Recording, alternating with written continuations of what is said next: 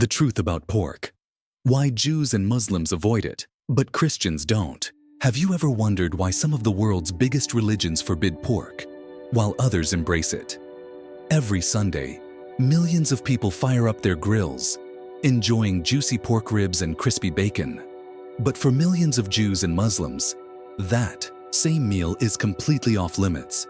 More than just a dietary choice, but a sacred rule, passed down for thousands of years. Why is one simple animal at the center of one of the biggest spiritual divides in history? This isn't just about food. It's about faith, culture, and identity. The story of pork is a story of power, rebellion, and devotion, one that has shaped religious traditions for centuries. And today, it still influences how billions of people live their daily lives.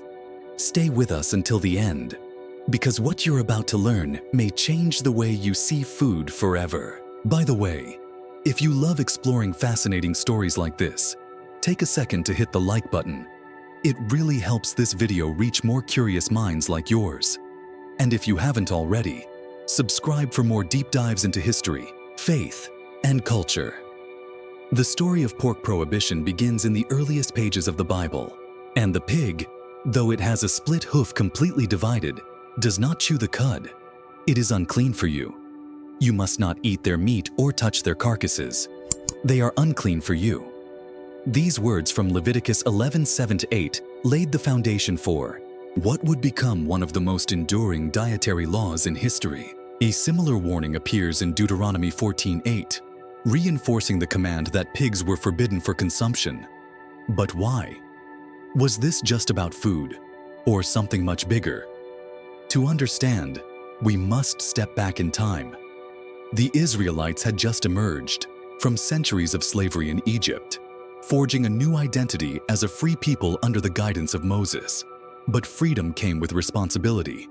The laws given to them weren't just about survival, they were about separation, a distinction between the Israelites and the surrounding nations, many of whom practiced pagan rituals that involved animals deemed unclean. The Hebrew word tame, translated as unclean, meant far more than just dirty or impure. It signified spiritual contamination, something unfit for worship, something that separated people from the holiness of God. By following these dietary restrictions, every meal became an act of obedience, a daily reminder of their covenant with God. Eating wasn't just about nourishment, it was an expression of faith. And this distinction wasn't just about pork. The laws of Leviticus outlined an entire system of purity, including what foods could be eaten, how animals should be slaughtered, and even what materials could be worn. But of all these restrictions, pork would become one of the most defining symbols of Jewish identity. This dietary law created an invisible boundary, one that would shape Jewish culture for thousands of years. But was this rule solely about spiritual purity?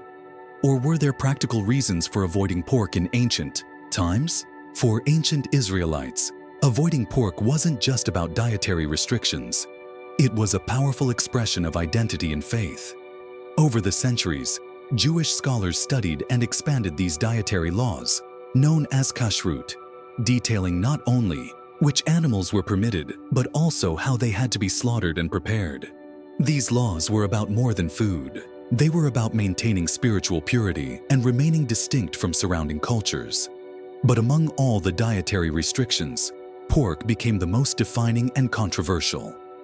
During the period of Greek rule over Israel, particularly under Antiochus IV Epiphanes, the Jewish people faced intense pressure to abandon their customs, including their refusal to eat pork. History records moments of unimaginable defiance. 2. Maccabees 7 tells the harrowing story of a Jewish mother and her 7 sons. They were arrested and forced to eat pork as a test of their loyalty to Greek rule. One by one, they refused. One by one, they were tortured and killed. But none of them broke their faith. For them, this wasn't about taste or preference. It was about honoring God, even in the face of death. This resistance turned pork into more than just a forbidden food. It became a symbol of Jewish loyalty and defiance. Even in later centuries, during the Roman rule, the refusal to eat pork remained a powerful act of religious identity. The prophets of the Old Testament reinforce this idea. The book of Isaiah describes eating pork as an act of rebellion against God, associating it with idolatry and impurity. The distinction between clean and unclean animals wasn't just about health. It was about remaining faithful to divine commandments. Throughout history, Jewish communities held tightly to these laws, even as they were scattered across the world. Their dietary customs set them apart, creating an invisible boundary that helped preserve their identity, even in lands where they were a religious minority. And today, even among secular Jews who don't strictly follow religious laws, avoiding pork remains one of the most enduring traditions. For many, it's not just a matter of faith, it's a connection to their heritage, their ancestors, and their shared history. But beyond religious symbolism, were there practical reasons behind this prohibition? Did avoiding pork serve a purpose beyond faith? Was the prohibition of pork purely spiritual? Or could it have had practical reasons as well? In the ancient world, the Middle East was a harsh environment. The hot, arid climate made raising livestock a challenge, and every animal had to provide real value for survival. Sheep and goats were ideal. They thrived in dry conditions, provided milk for sustenance, wool for clothing, and could travel long distances with their herders. Cows and oxen were even more valuable, helping with farming and transportation. But pigs, they were different. Pigs require large amounts of water and shade, two resources that were incredibly scarce in the deserts of the ancient Near East. Unlike grazing animals, pigs couldn't be herded long distances, making them impractical for nomadic societies. They also didn't provide milk, wool, or labor, meaning their only purpose was to be slaughtered for food. And then there were the health risks. In ancient times, before refrigeration and modern cooking techniques, pork was a high-risk meat. Pigs are omnivores, eating whatever they can find, including waste and even decaying matter, making them potential carriers of parasites and diseases. One of the most notorious was trichinosis, a disease caused by a parasitic worm found in undercooked pork. Symptoms included severe muscle pain, fever, and even death. Ancient societies may not have fully understood germ theory, but they observed patterns.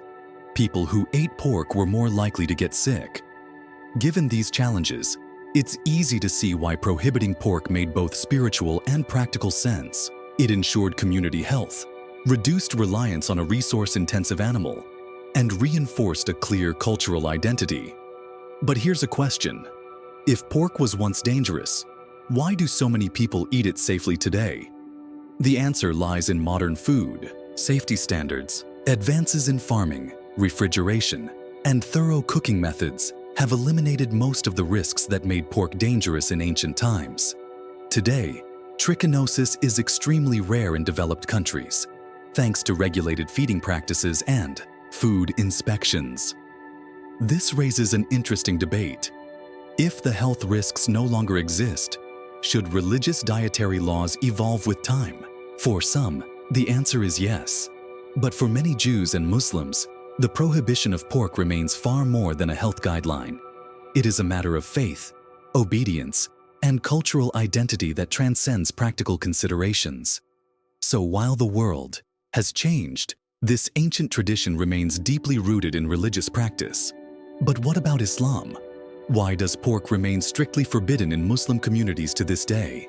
While Jewish dietary laws prohibit pork as part of a broader system of ritual purity, in Islam, the ban is absolute, with no debate or interpretation.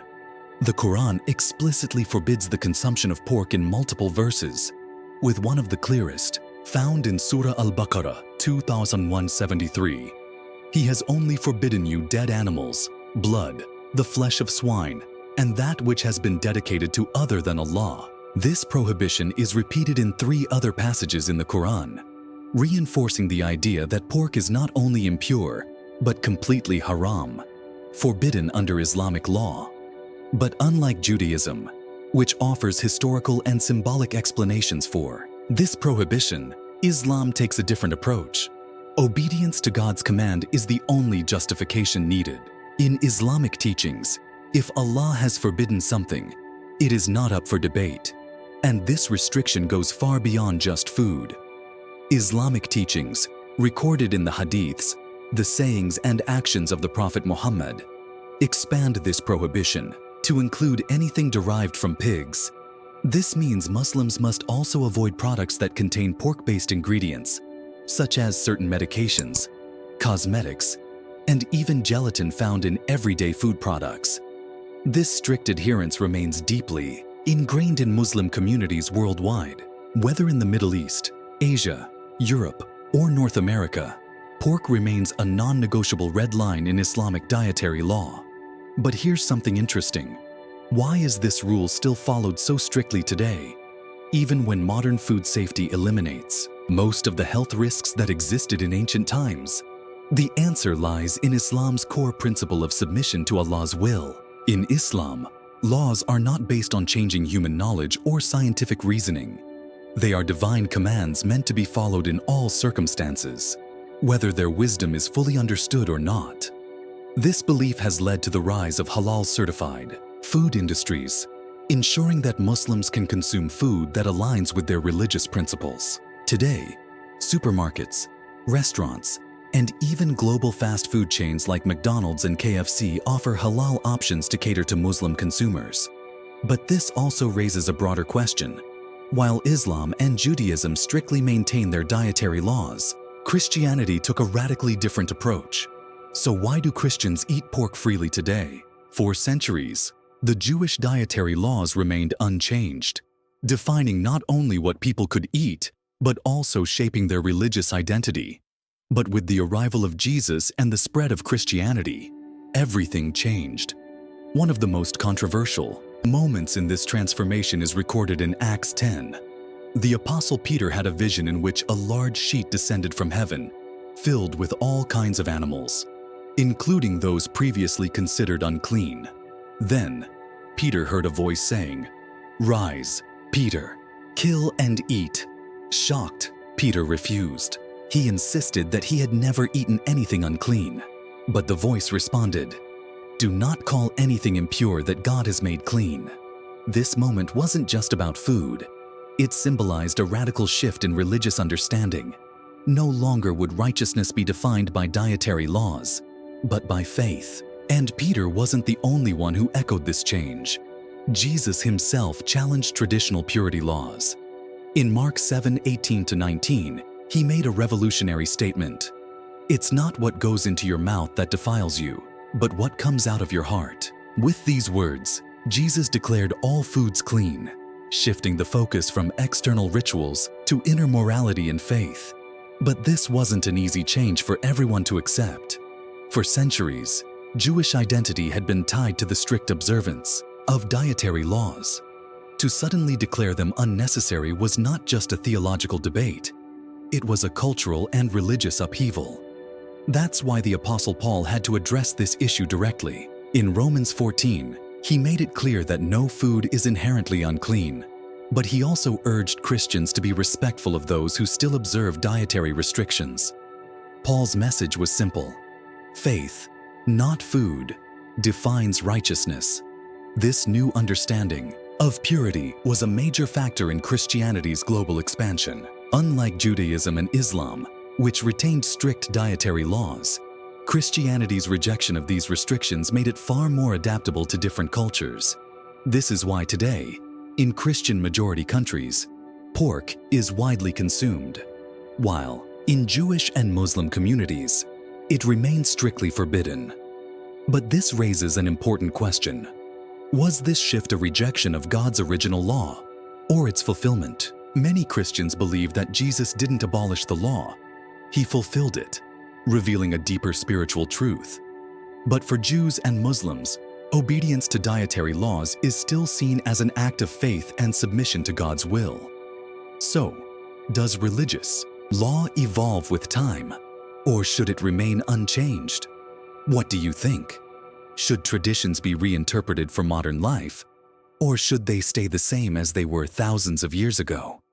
Let us know in the comments. For Jews and Muslims, dietary laws are not just about food. They are acts of obedience and faith. These laws connect them to their religious history and reinforce their identity.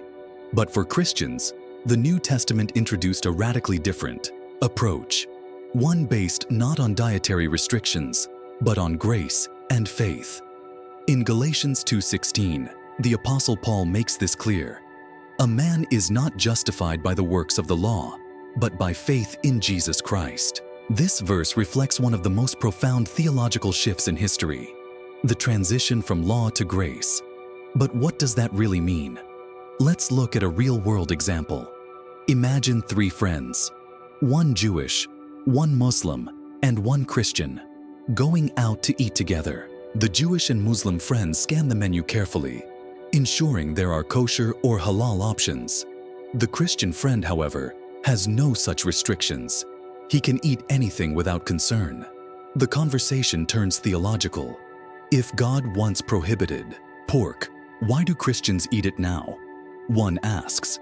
The Christian responds, because we believe that through Jesus, the old law was fulfilled. We are no longer bound by these restrictions. We are saved by grace, not by what we eat. For Jews and Muslims, this idea can be difficult to accept. To them, following dietary laws is not about earning salvation, but about demonstrating faithfulness to God. This theological divide is one of the biggest differences between these Abrahamic religions. In Judaism and Islam, obedience to divine law is a sign of commitment. But in Christianity, Jesus' teachings shifted the focus inward. Faith, not rituals, became the defining factor of righteousness. That's why Christians do not follow the dietary laws of the Old Testament. They believe that Jesus fulfilled the law rather than abolished it. But this raises a deeper question. If dietary laws no longer define holiness in Christianity, does that mean all religious traditions should evolve over time? Or should they remain unchanged as they have for thousands of years? What do you think? Should religious laws adapt to modern life, or should they stay the same? Let us know in the comments. Today, religious dietary laws are no longer just about ancient traditions. They play an active role in modern society, influencing businesses, schools, and even global food industries. In a world that's more connected than ever, respecting different religious dietary needs has become essential. Many restaurants, grocery stores, and food manufacturers now cater to Jewish, Muslim, and even vegetarian or vegan communities, offering food that aligns with kosher, halal, or ethical dietary guidelines. Take, for example, a restaurant in New York City that serves dishes meeting all 3 religious requirements: halal for Muslims, kosher for Jews, and non-restricted options for Christians. By accommodating these dietary needs, they not only respect religious beliefs, but also bring people together over shared meals. And it's not just restaurants. Schools, hospitals, airlines, and even corporate cafeterias are increasingly offering halal and kosher certified meals to accommodate diverse populations. But why does this matter? Because food is deeply personal. It's not just about nourishment. It's about identity, faith, and community. Even for those who don't strictly follow religious laws, these food traditions connect people to their heritage. A secular Jew may not follow every religious practice, but might still avoid pork out of cultural respect. A modern Muslim may eat all types of cuisine, except for anything containing pork. These small choices carry deep meaning, shaping the way people see their faith and their place in the world. But here's a question for you. Do dietary rules still matter today? In an age where we have refrigeration, medical advancements, and scientific knowledge, should religious food laws evolve, or should they remain untouched? We want to hear your thoughts. Comment below, and let's start a discussion. At its core, the issue of pork prohibition highlights one of the fundamental theological differences among the 3 Abrahamic religions. For Judaism and Islam, obedience to dietary laws remains an expression of faithfulness to God. These laws are seen as permanent commandments, meant to be followed regardless of time or circumstance. But for Christianity, the arrival of Jesus transformed this understanding. The New Covenant redefined the concept of holiness, shifting the focus from external rituals to inner faith and morality. In Galatians 3:24, Paul explains, "The law was our guardian until Christ came, that we might be justified by faith." This verse reflects a critical theological shift. While Old Testament laws once played a role in guiding God's people, Christians believe they were fulfilled through Jesus Christ. But here's an interesting thought. If Christians believe dietary laws were temporary, why do Jews and Muslims still follow them so strictly today? For them, these laws were never just about health or practicality. They were about devotion and obedience. Following these commandments is seen as an act of submission to God's will, one that continues to define their religious identity. Even within Christianity, opinions differ. Some Christians today voluntarily avoid pork for reasons beyond theology. Some do it for health, following modern dietary trends that promote alternative lifestyles. Others see it as a way to honor biblical traditions, even if they don't consider it a requirement. At the heart of this debate is a bigger question. Should religious traditions adapt to modern times, or should they remain unchanged as they were thousands of years ago? As the world grows more interconnected, understanding different religious practices becomes more important than ever.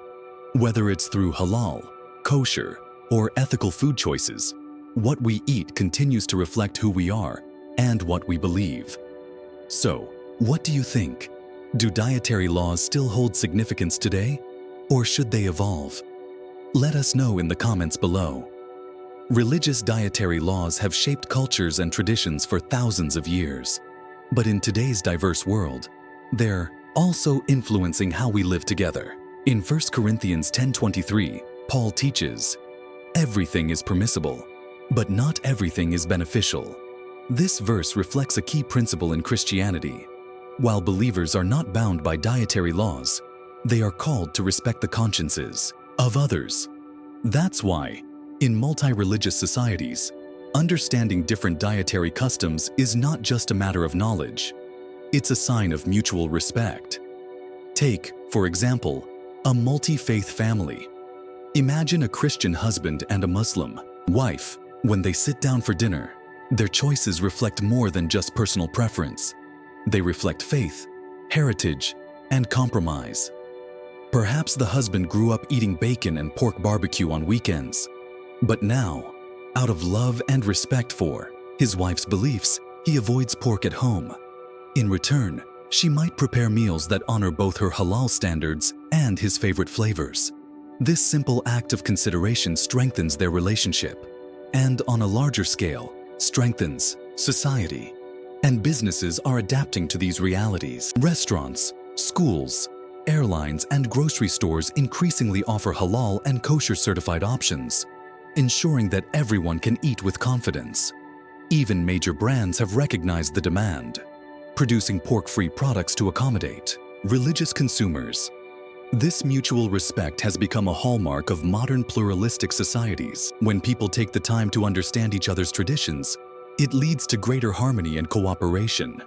But this raises a bigger question. Should religious laws evolve with time, or should they remain unchanged? Some argue that as science advances and societies change, religious laws should adapt to new realities. Others believe that these commandments are timeless, meant to be followed exactly as they were given. What do you think? Do dietary laws still matter today, or should they be reconsidered for modern life? Drop your thoughts in the comments below. Food is more than just nourishment. It's a reflection of who we are, where we come from, and what we believe.